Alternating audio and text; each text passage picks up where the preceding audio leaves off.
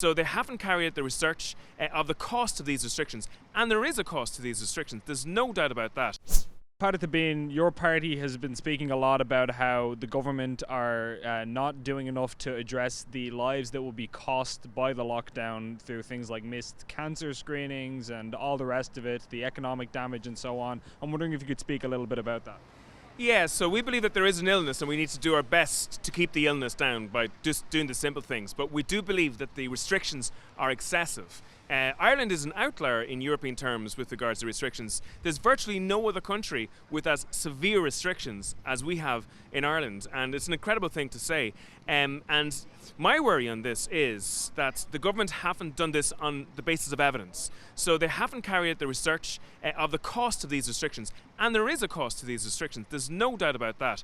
So, for example, there's less access to cancer services, to heart disease, to mental health, to stroke services at the moment. I was talking to one doctor who said that cancer waiting lists have doubled from 3 years to 6 years. I spoke to another doctor who knows of 3 of his patients who have had delayed diagnosis and delayed treatment, and he reckons that those patients, unfortunately, are not going to make it. So there will be higher mortality rates as a result of these restrictions.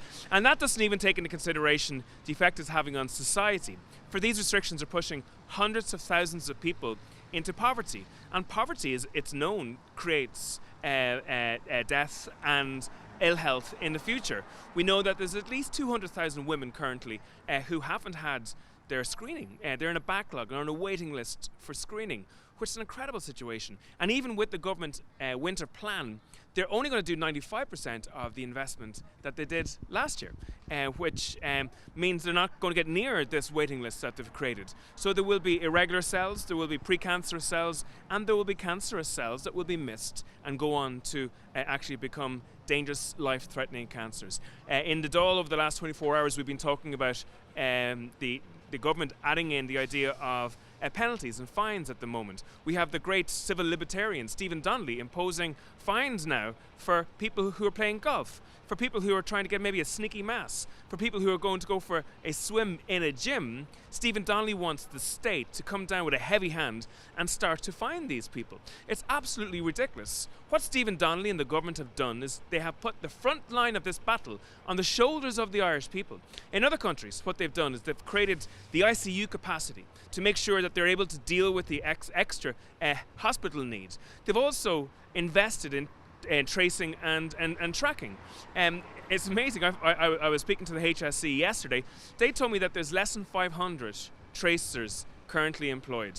That's less. There was 1,700 employed in May, and we're down to 500 now. They're employing 60 extra a week. So in 20 weeks' time, we will be back up to what we had last May. It's absolutely disgraceful.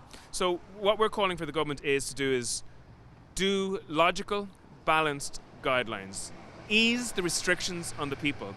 Let people live with this illness. If we don't give a chance to let people live with this illness, we're faced with major health crises and difficulties for people in the future and economic ruin.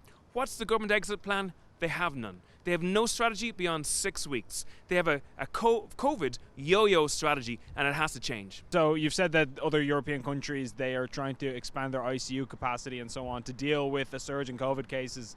And under the winter plan, we're planning to add an extra 17 ICU beds. I'm wondering, do you think that the government is working fast enough on this issue to try and get us battle ready for future surges? Well, see, what I can't understand is we've been talking about COVID for 7 months now. 7 long months of discussing nothing else but COVID. The government released a budget, 18 billion euros, just last week. And yet they've hardly moved the dial one iota when it comes to capacity in hospitals and in ICU. We have less ICU beds now than we did 10 years ago. It's an absolute disgrace. And another issue that I just want to mention is the issue that I raised with regards nursing homes.